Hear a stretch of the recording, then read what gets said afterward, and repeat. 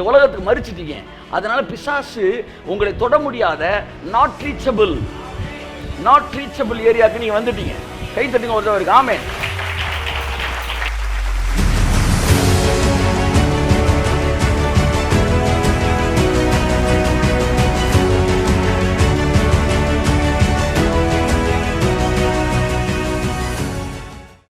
நீங்க ஜெயிக்கணும்னே பைபிள் சொல்லல, நீங்க ஜெயிச்சிட்டீங்கன்னு தான் பைபிள் சொல்லுது. பொல்லாங்கனை நீங்கள் ஜெயித்தபடியினால் உங்களுக்கு எழுதுகிறேன். நீங்க இனிமே ஜெயிக்க வேண்டியதே கிடையாது சார். நீங்க ஜெயிச்சுட்டு தான் கிறிஸ்துவுக்குள்ளே வந்துட்டீங்க. புரியுதா உங்களுக்கு? கானானுக்குள்ள வர்ற வரைக்கும் தான் உங்க பிரச்சனை. கானானுக்குள்ள வந்துட்டீங்க, நீங்க ஜெயிச்சிட்டீங்கன்னு தானே அர்த்தம். நான் சொல்றது புரியுதா? எவனொருவன் கிறிஸ்துவுக்குள் வந்துட்டானோ அவன் உலகத்தை ஜெயிச்சிட்டான். இனிமே அவன் உலகத்துக்குள்ள இனிமே அவன் வந்து என்ன சொல்ல தேவனால பிதாவின் கரத்தில் அவனை பறித்து கொள்ளவோ ஒருவனாலும் முடியாது. ஒரு முறை பெங்களூர்ல காலையில் எனக்கு ஒரு மீட்டிங் வச்சிருந்தாங்க. முன்னாடி ஒரு 10-8 வருஷத்துக்கு முன்னாடி போகும்போது 10 மணிக்கு 9 மணிக்கு ட்ரெயின், 9:30 மணிக்கு நினைக்கிறேன். வழக்கம் போல் நம்ம என்ன செஞ்சிட்டோம், டிலே ஆகி போச்சு.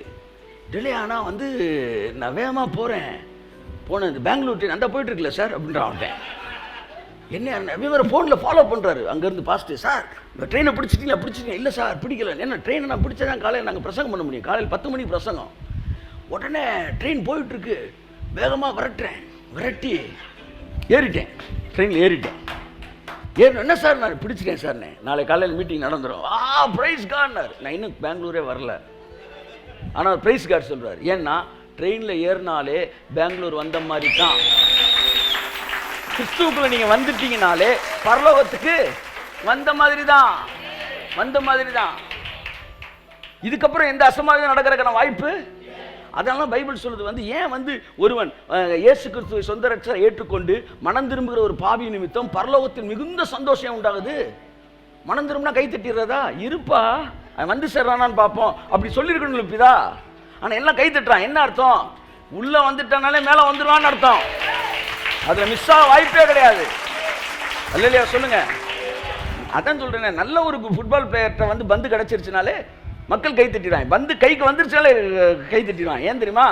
அது நேராக இப்போ கோல் போஸ்ட் தான் போகுது. அப்படித்தான் கிறிஸ்துவுக்குள்ள உடனே நம்ம நீதிமான் ஆகிட்டோம். நீங்கள் நீதிமான். நீங்கள் திரும்ப திரும்ப சன்மார்க்க நெறியை உள்ளே கொண்டு வரவே கூடாது.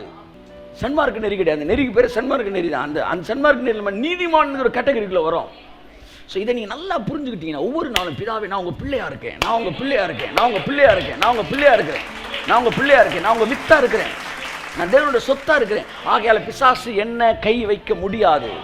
ஏற்கனவே சொன்னது போல நீங்கள் பிசாசுக்கு மறிச்சிட்டீங்க, இந்த உலகத்துக்கு மறிச்சிட்டீங்க.